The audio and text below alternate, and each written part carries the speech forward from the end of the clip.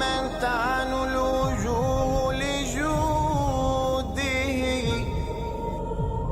وله سجود أوجه عجباه سبحان من شهدت بوحدته الورى رب تعالى لا إله سواه.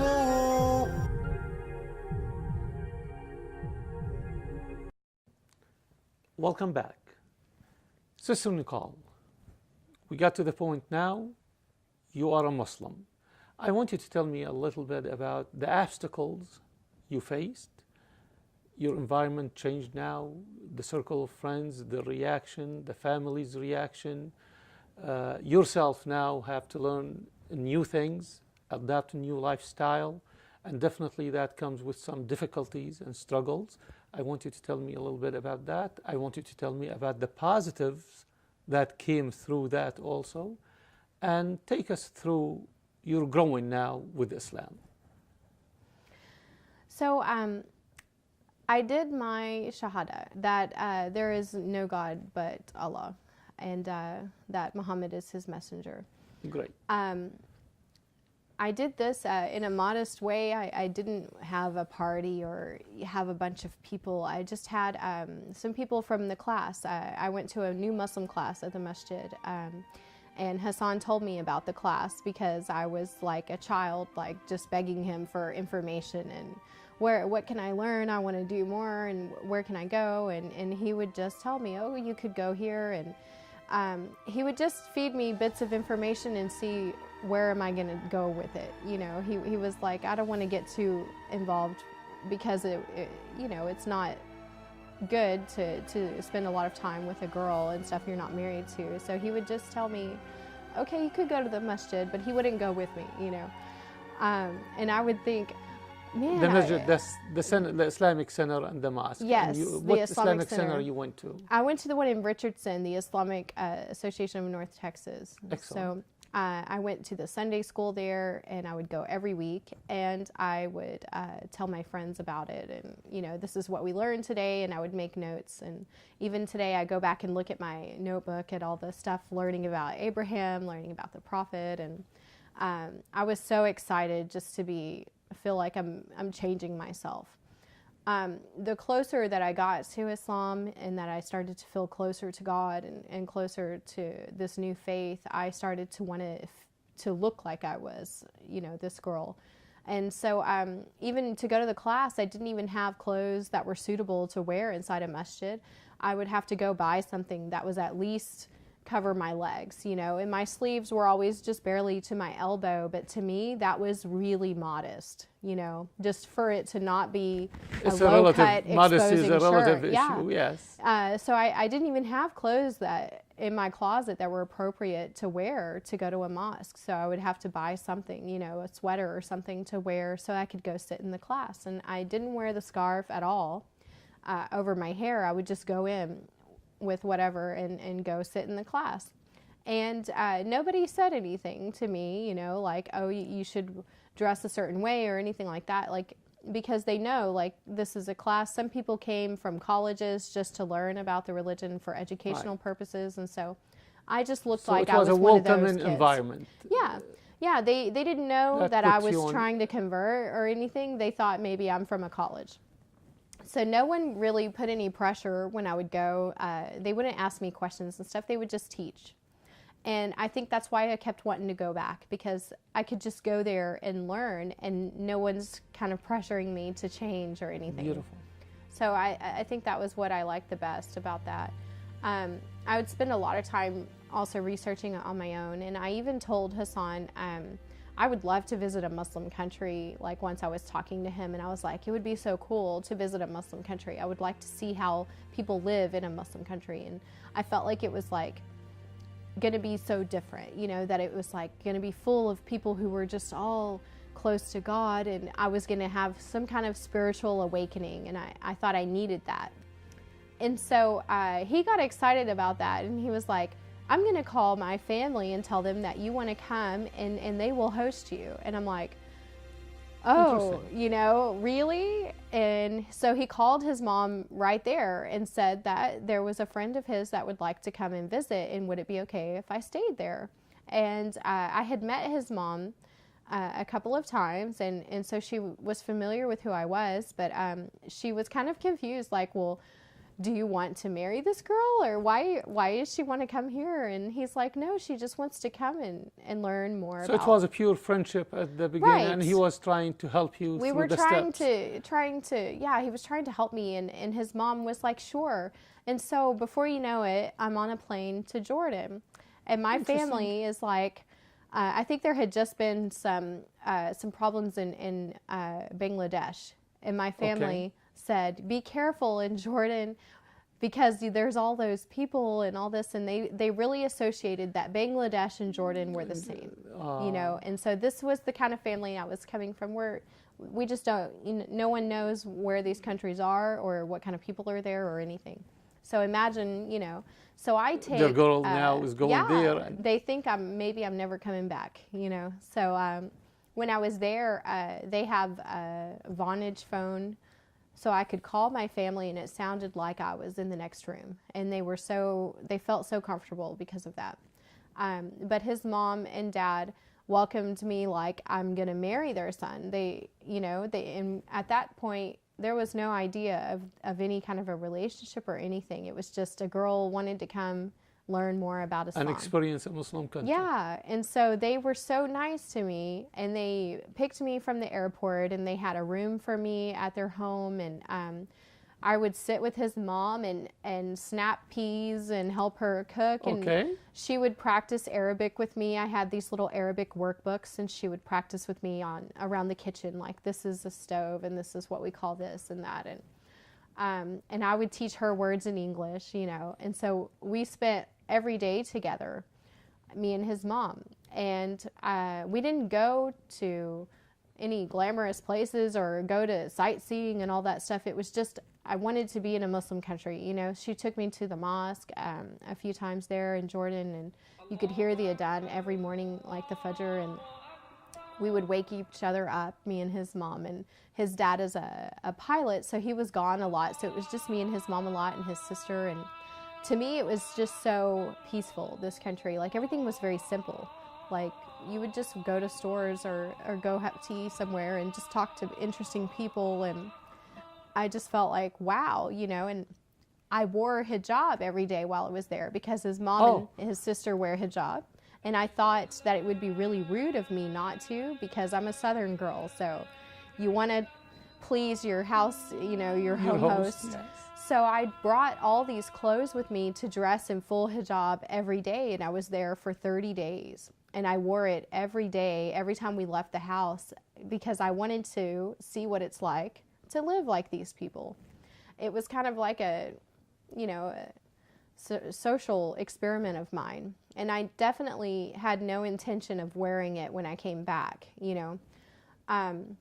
So you came back So after that experience? I came back, and I told Hassan that I don't want to take off the scarf, and I remember his words. He was so excited, but he was like, "Are you sure? Because it's different to come here and wear it. Yes. You've been in Jordan." He's like, "It's different. Are you sure? Because if you wear it, you can't wear it and take it off and wear it and take it off.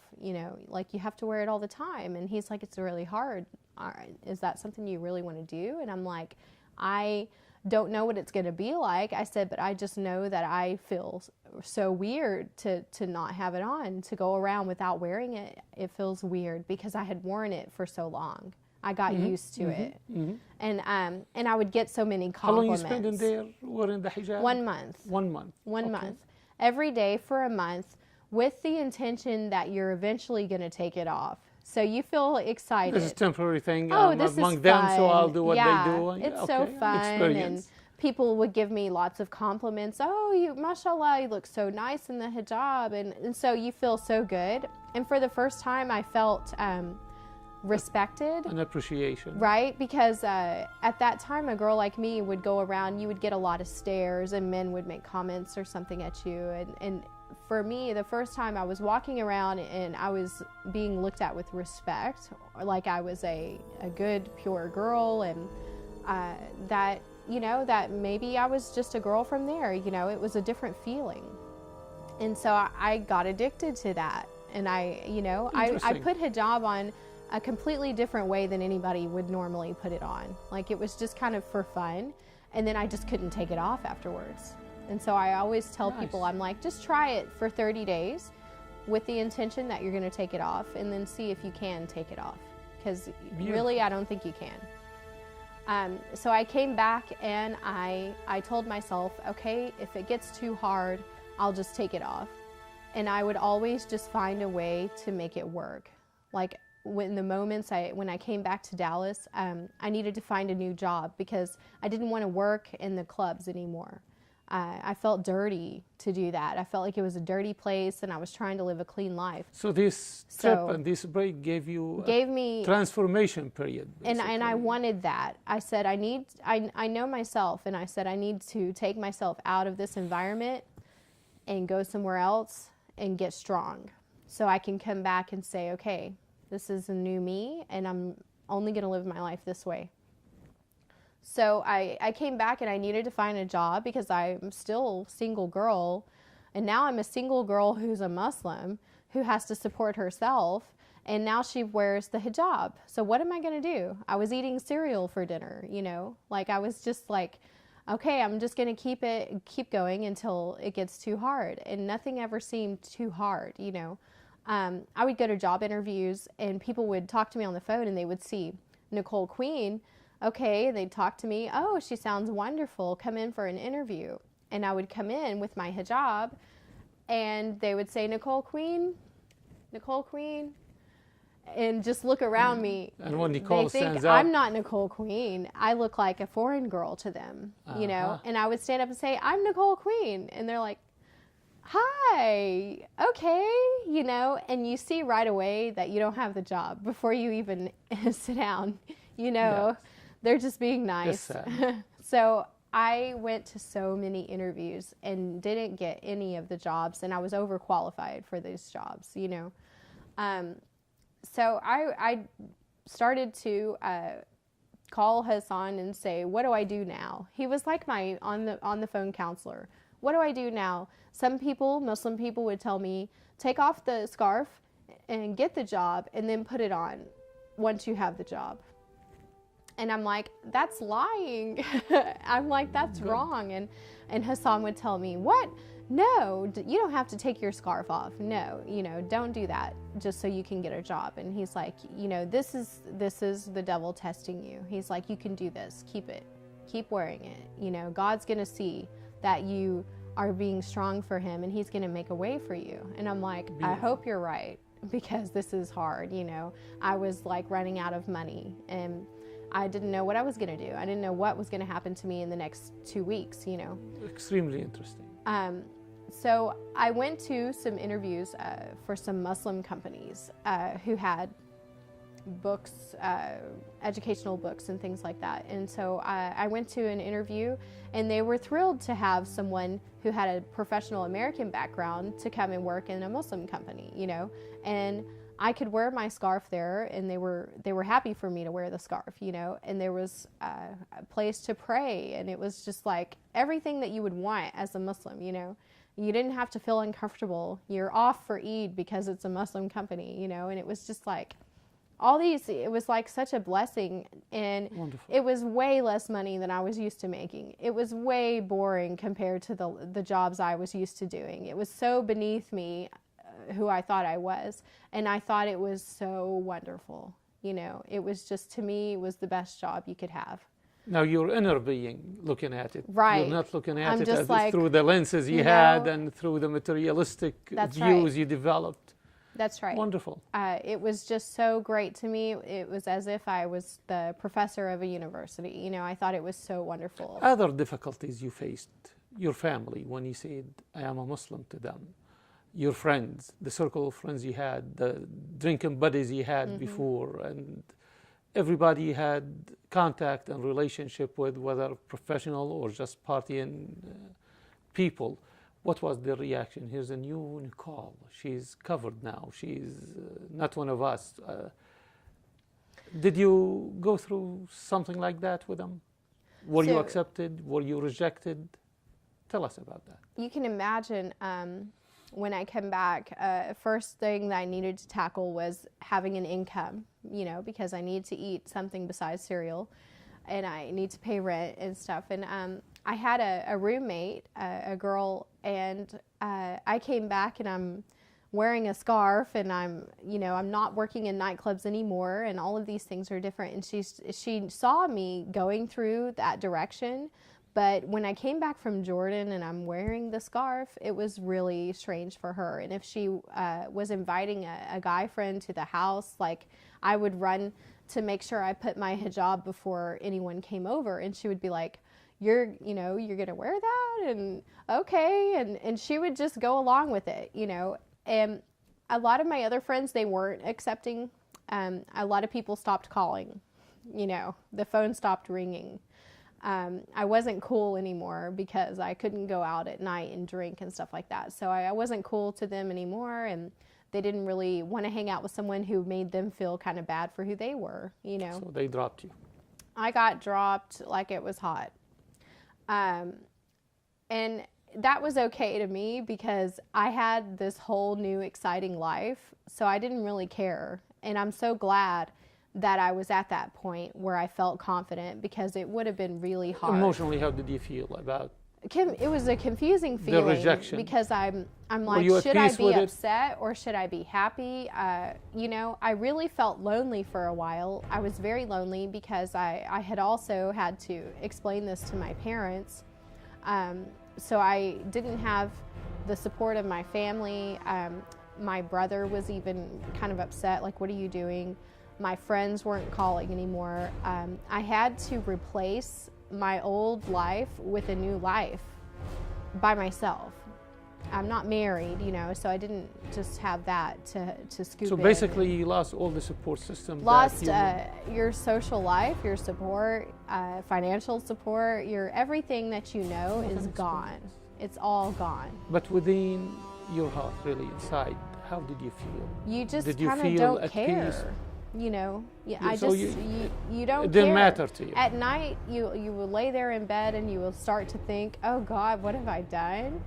But then you start to say, "But tomorrow I get to do this, and I'm gonna try that new scarf I got," and it's all new to you. So you're so excited about the new you that you kind of, if you can, you put away the old you. You try to just put it in the back of your head. And I was good at that because I'd had to do that so many times as a child. So I was good at bye to people, new people in my life. And I just did. I replaced going to bars with going to coffee shops. I replaced my old friends with friends that I made at the classes that I went to.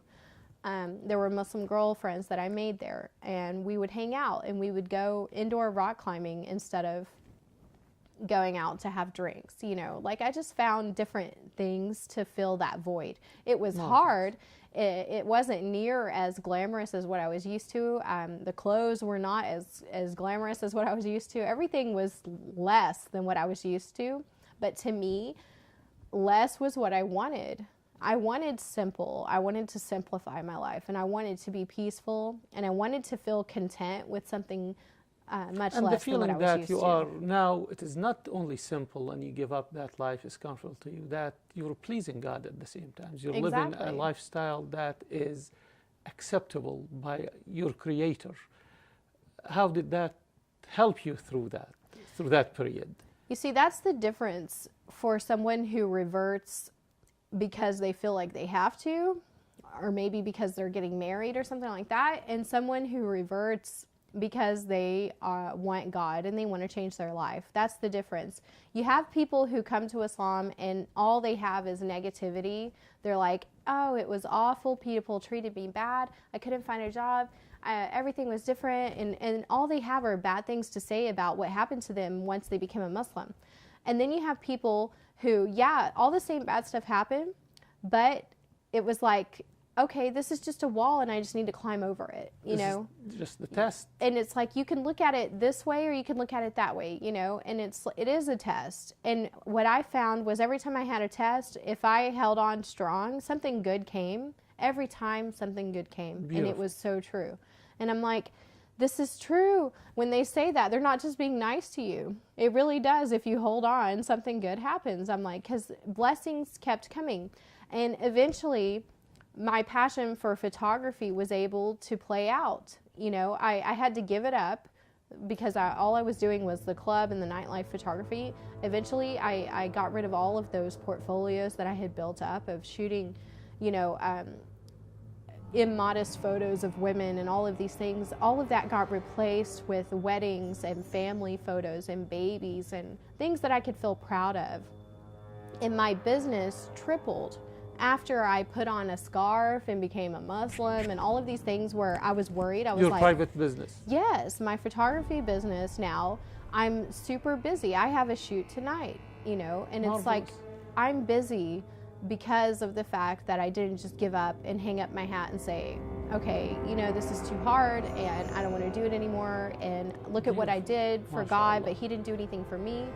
If you just keep going, He does do for you, and He doesn't even have to, you know. Like, just changing your life is enough. Nicole, take me through the family coming around, the beginning of your new relation with Hassan, from a good friend now to a potential husband and a family member. And elaborate a little about the positive things happen along this way. So with my family, I had to slowly rebuild our relationship. We had about a year of not speaking. And then slowly I went to visit my mom after I started to wear the hijab. And I think that was the moment that for her, she realized that this was real. And it wasn't just something I was doing for fun or a temporary thing. And or she a phase even, in your life, right, as many people and think. she actually used that word. She said, I thought it was just a phase. But now that she saw that I was wearing this, she realized that I was getting very serious about this. Wonderful. And she started to get really worried. And she thought there was maybe an alternative reasoning behind it. She accused me of doing this for a man and things like that, even though I wasn't even engaged or anything. But she just wanted to find a different reason why her daughter is doing this. And she was really worried also that are people going to look at her and say that she did something wrong? You know, why is Nicole changing and becoming a Muslim? Did you do something wrong when you were raising her? And that's a normal feeling for a parent to have too. You kind of feel like, well, how does this look on me, you know, as her mom or her dad? So it's really a touchy subject with people and their parents when they come to Islam. Everyone's parents are different. Everyone's parents react in a different way. For me, my family just needed time to understand. And once they saw me and they saw that I was still me, but I was an improved me, even my mom, I will quote her, she said, well, I'm glad you're not dressing like a hussy anymore. And a hussy is a southern word that you don't want to be called. And that's interesting. It was funny, and I felt bad at the same time. I'm like, because at the time I realized that's what people thought of me. Maybe people looked at me and they thought I dressed like a Especially hussy. if it's coming from mom. Right? Especially your mom. You know, you don't want your mom to say that. So it made me feel like, wow, thank God that I don't dress like a hussy anymore, you know. And so my mom saw these positive changes, and she saw I was happy, and she saw that there was nothing to be afraid of. And this is the key right here with your families, is that you eliminate that fear that they have. Okay, they need to understand that you're safe and that you're happy and that this was a positive decision in your life, not a negative decision. And so these are the three things that are going to make it a successful transition for any new Muslim. Wonderful. So my extended family, grandparents, aunts, and uncles, they were more accepting of it, and they really never asked me a lot of questions about it. They just saw a happy person who was living her life in a good way, a good, clean way. And found her path. And they were happy about that. You know, it was, at least she's not drinking, at least she's not having a bad lifestyle anymore. It was just, hey, we should look at this in this sense. Like, at least she is a good person. So, I was lucky enough at that point also that I converted at a time where I lived on my own, and so no one can hold me accountable or threaten me or say that they're not going to support me anymore or take care of me anymore. I had to take care of myself. So if I wanted to be a Muslim, I could be a Muslim. If I wanted to be anything, I could be anything, because it was my life. Okay, and so nobody has a say in it. It's harder for girls. I think girls who live at home with their parents, True. or a girl who's already married to a Christian man or something, for her to convert to Islam, very difficult for her. But in my life, it was easier because of the fact that I had total control over my life and my decisions. Eventually, one other thing that eventually life got easier when I wasn't just single girl living on her own, and now I'm wearing hijab and I'm a Muslim, which is really kind of a tricky situation to be in, because everyone expects you as a Muslim to get married, and they think, okay, you can't just live by yourself, you know, you don't have any person watching over you, there's no this chaperone. is the reaction now you're getting from the Muslim community. Right, everyone knows someone that they could introduce me to, and all of these things. So they became... So everyone's kind of waiting, well, what are you going to do now? And people also, you get lots of proposals from men because they want to marry an American girl. They think how exciting that would be. I want to marry an American girl who's a Muslim, and they think this is great, Wonderful. And at this time, I would just tell people I'm trying to focus on building my relationship with Islam before Beautiful. I try to have a relationship with a person, because it was like, how am I going to do both of those at the same time? I'm still a new Muslim. I'm still a baby, So to me, I wasn't really looking to get married and things like that. And Hassan, who's kind of AKA my counselor, my Muslim counselor, my sponsor, he's also kind of watched me go from this crazy girl, to someone who knows who she is, and a confident woman who's wearing hijab, who's a Muslim, and who's kind of turned into this person. And all by her choice, no pressure from anybody else. Right. And so he's watched this happen over a period of, a year, at least a year, a total transition time to this point that I'm in, or 2 years. I think it may have been 2 years total time that had gone by since Wonderful. I first learned about Islam until, I was feeling like a successful Muslim. He's cheering me on the whole time, and he starts to look at me as a Muslim woman now, instead of just a girl who he's trying to help, who needs some help to learn about Islam, which was a different way for him to look at me, So he starts to look at me with a different interest. He starts inviting me to spend time with his family, to go do things that his family's doing, going to eat, or going to the Arboretum, or going anywhere, like a family outing with his brothers and their wives and their kids. And he would invite me to join them, and I would meet his family and play with his nieces and nephews, and, just getting involved with them. And it was kind of like, wow, this is also different, Now this is a new adopting family, basically. A new way to hang out with Hassan, and so we started to grow more comfortable and more close to each other, and he was even becoming more religious because he was feeling inspired by watching someone else who could walk away from the world and come to something that he was born into. And it's inspiring for anyone to do that. And so even Hassan was becoming an even more devoted Muslim. He went to his Hajj that year, which was exciting. And I would go over to his brother's house with his wife, and we'd watch the Hajj on TV live, and they would play tricks on me and say, I see Hassan, I see him right there on the screen. And I would say, really? And of Among course these there's millions. of people all wearing the same clothes, and I would always fall for that trick. Really, you saw him? So I spent Ramadan, eating with his family. They would invite me for iftars. Even without Hassan, they would invite me to come and eat iftar with them so I wouldn't be Wonderful. alone. And, it was just like, it felt good. It felt like I was becoming Wonderful. a part of his family. And when he came back from his Hajj, was when he really started to be serious and say, okay, I need to get married and live my life like a good Muslim man. He was eating the biha only. He was never missed a prayer. Like, he was just so straight when he came back. Like, you didn't Wonderful. even want to talk to him because you thought maybe you're going to make him mess up, Like, he was so clean.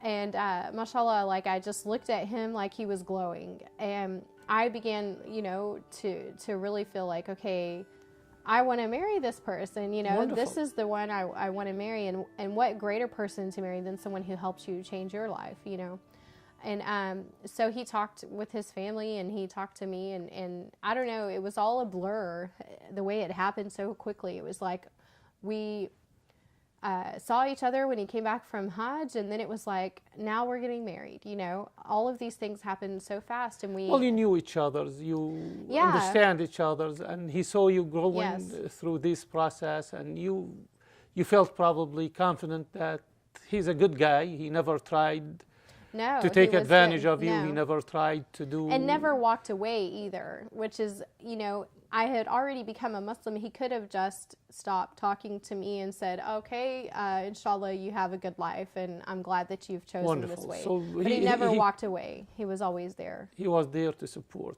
Always. And he got some supports, like you said, from his family and other friends, the new Muslim friends he have. Yes, they had always been there as well, and being supportive and stuff through everything. And so it just made sense to us, romance. It was like a love probably, story. yeah, It could be a movie. That's wonderful. It could be a movie. Wonderful.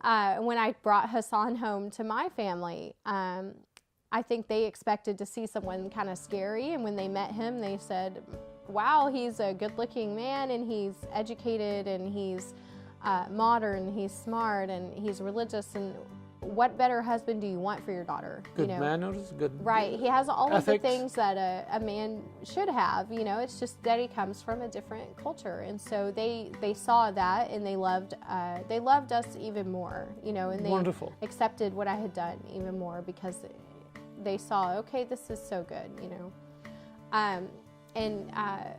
we just, our relationship blossomed from there. We did our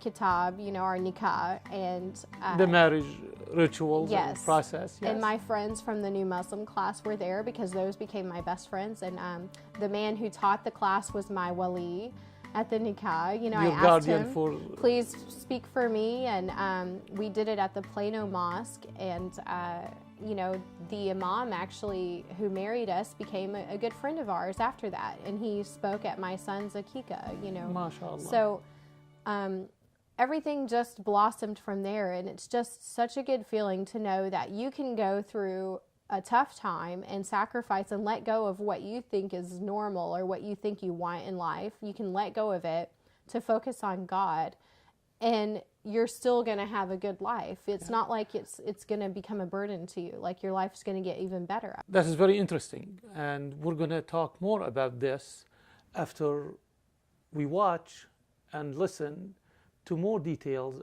about that period of her time.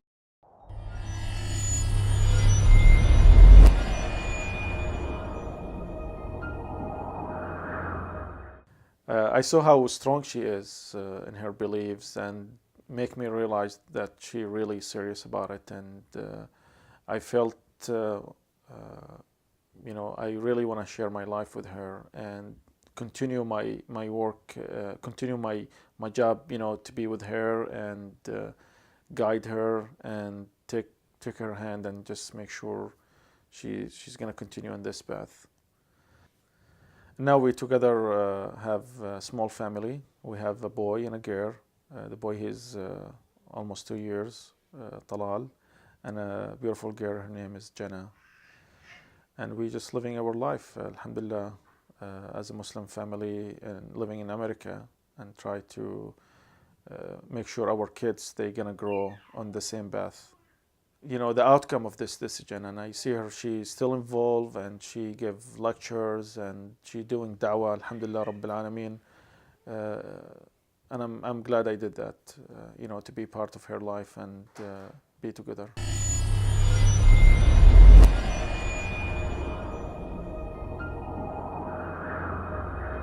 Welcome back.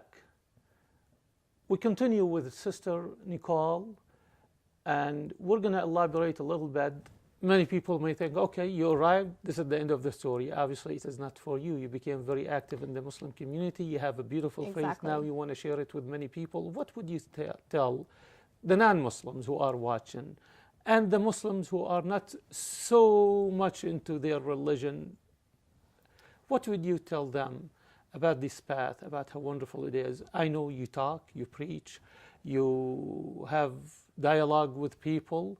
You are an active Muslim sister, and we're very proud of you. What would you tell this segment of the people, especially those who are looking at Islam right now, and they have this hesitations probably or anxiety to make a decision? What would you say, please? I would say whether you want to be a Muslim or you're just curious or you don't know anything about Islam and you just want to know who are these Muslim people, because obviously they're here to stay in America and we're all living here together. I want people to know, first off, that we are not, this religion is not so different than yours.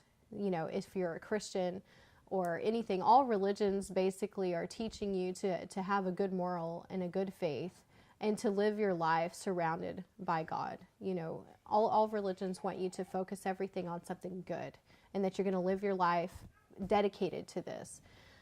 So we are not different from other people in that sense. Sister Nicole, change is possible, a positive change that is. Converting to Islam is a huge, huge accomplishment in itself. So your shahada should not be seen as something small. This is a huge step you took, so don't think that everything after that is going to be easy or it's going to be worthless. So I would tell people, just keep looking forward. Every wall that comes in front of you is just something for you to climb over that makes you even more successful later. Don't look at it as a negative point. And find your ability to become your own individual Muslim. We are not born Muslims. We're not the same as you in that sense. We weren't born into this faith. It's something we chose. So we follow it with a different passion. We follow it without any cultural baggage, okay? We follow it only for the purity and the beauty that we see in it, or the Quran and the Hadith the way it is. I don't know Salafis and Hanafis and Shia and Sunni. I don't know these things. I'm a baby to those things. Like, all I know is God and the Quran and following the Prophet Muhammad sallallahu alaihi wasallam. And so to follow Islam as a convert is really to follow Islam the way the Prophet and his people did in the beginning, because it was all new to them. Wonderful, wonderful. Well, Sister Nicole, I want to thank you first for having us in your home, second for sharing this wonderful story with us. And we pray we meet again and we talk again. And we pray your story will inspire many people who are watching now and help them understand Islam, understand how simple it is and easy it is to follow, and how wonderful and peaceful to you and to yourself and to the family around you and to the whole society around you. Thank you. It was wonderful talking to you. And may Allah bless you and your family. And we hope the blessing through this story will come upon everyone who's watching it. Thank you for being with us, and we look forward to seeing you in another episode of The Path to Guidance. Assalamu alaikum.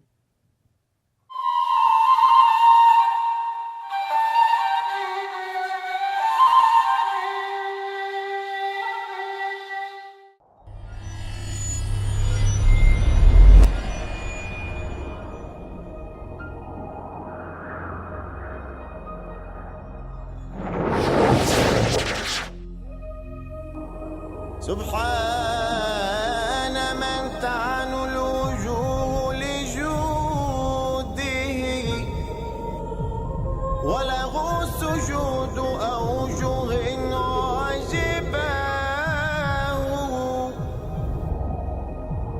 سبحان من شهدت بوحدته الوحدة